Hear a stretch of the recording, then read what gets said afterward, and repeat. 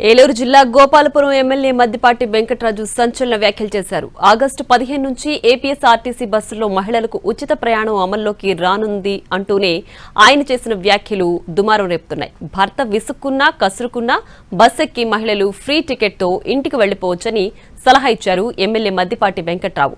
అలా పుట్టింటికి వెళ్లిన భార్యను ఛార్జీలు పెట్టుకుని వచ్చి భర్త తీసుకువెళ్తాడని అన్నారు.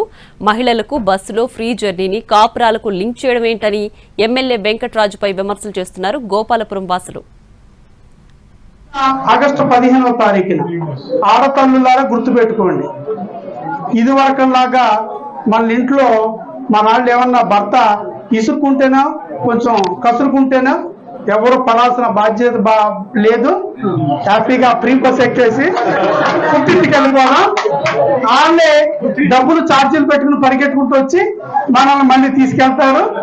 కాబట్టి మనం కొంచెం ధైర్యంగా భవిష్యత్తులో ఆగస్టు 15వ తారీఖు నుంచి కూడా ఉచిత బస్సు